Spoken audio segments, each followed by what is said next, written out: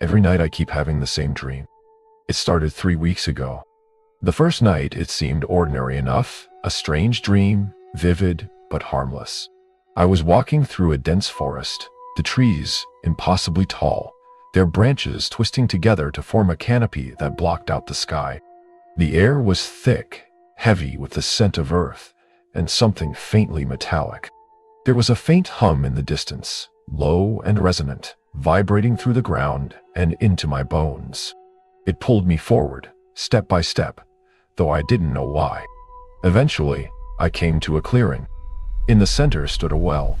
It was ancient, built from crumbling stones, its edges worn smooth by time. As I approached, the hum grew louder, and I felt an inexplicable urge to peer inside. When I leaned over the edge, the darkness inside seemed endless, deeper than any shadow should be. And then I woke up.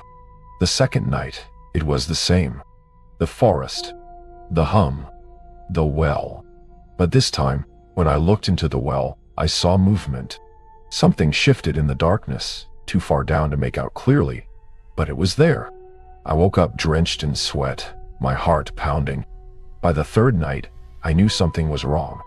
The dream was identical in every detail. The path through the forest, the sound of the hum, the well in the clearing. But now, the thing in the well was closer. I could see pale, spindly fingers reaching up from the blackness, clawing at the stones. I tried to tell myself it was just stress. Work had been overwhelming lately, and I hadn't been sleeping well. But the dreams didn't stop. Every night, I found myself in the forest, drawn inexorably toward the well. And every night, the thing inside climbed closer to the surface. By the end of the first week, I could see its face. If you can call it a face. It was pale and featureless, its skin stretched tight over a skeletal frame. Its eyes were black voids, endlessly deep, and its mouth was a jagged gash that twisted into something resembling a grin. I stopped sleeping, or at least I tried to. I drank coffee by the pot, took cold showers, even pinched myself to stay awake. But no matter how hard I tried, exhaustion always won. And when I closed my eyes, the dream was waiting. By the second week, the thing in the well had climbed halfway out. Its long, thin arms stretched over the edge, its clawed fingers digging into the stones. Its head tilted unnaturally as it stared at me, its gaping mouth forming words I couldn't hear. The hum was deafening now, a relentless vibration that seemed to pulse through my entire body. I woke up screaming. I started avoiding the forest in my waking life. There's a park near my house with a small wooded area where I used to go jogging.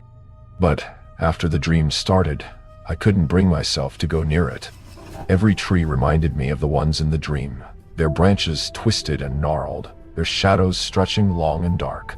I began seeing the thing from the well during the day.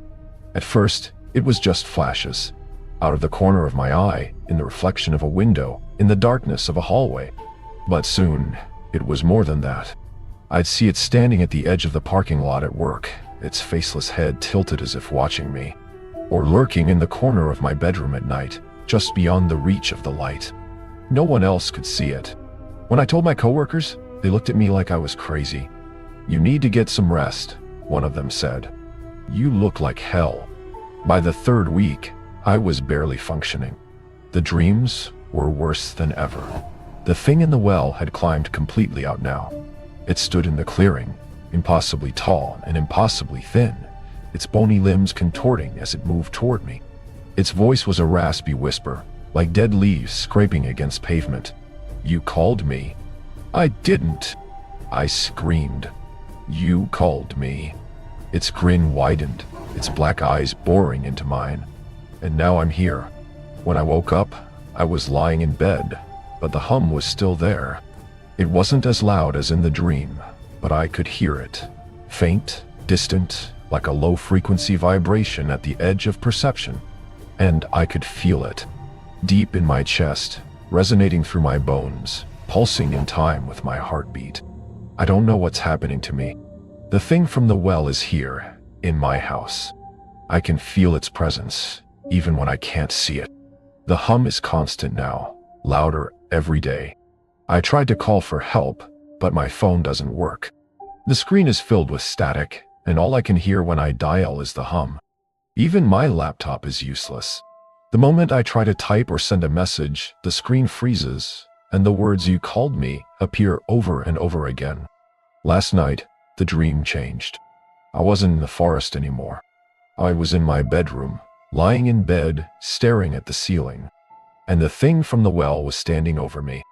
It leaned down, its grinning face inches from mine, and whispered, "It's time." I woke up to find scratches on my arms.